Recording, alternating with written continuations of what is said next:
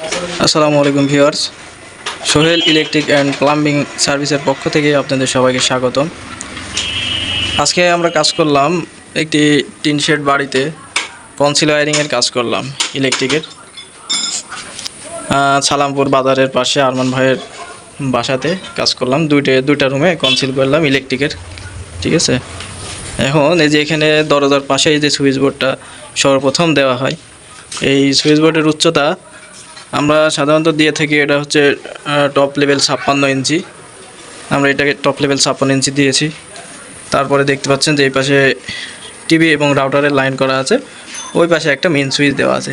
এটা tin shed বাড়ি, কিন্তু আমরা সম্পূর্ণ ওয়্যারিং করেছি কনসিল করে, আমরা উপরে কোনো লাইন উঠাইনি। হ্যাঁ, ঠিক আছে।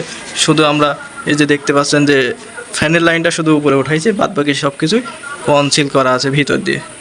এই যে দেখতে পাচ্ছেন যে চারপাশ দিয়ে কনসিল করা আছে, ঠিক আছে। এই যে এটা হচ্ছে বেড সুইচ প্লাস সকেট।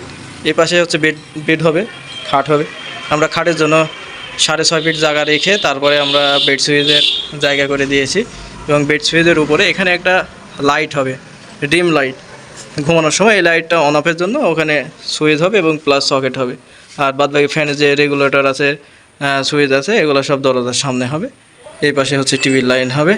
আপনারা দেখতে পাচ্ছেন সবগুলোই আমরা উপরে উঠাই নাই, লাইন সবগুলো কনসিল করা হয়েছে। অনেক মিস্ত্রি আছে যে বল পয়েন্ট ওখান থেকে কেটে উপরে উঠাই দেয়, পরবর্তীতে উপর দিয়ে ওয়্যারিং করে।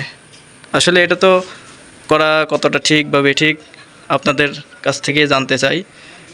আর আপনারা এই সুইচ বোর্ডের উচ্চতা কতটুকু দেন আমাকে একটু কমেন্টে জানাবেন সবাই। আমি তো 56 ইঞ্চি টপ লেভেল দিই, আপনারা কতটুকু দেন একটু জানাবেন সবাই। আর সবাই ভালো থাকবেন। আসসালামু আলাইকুম।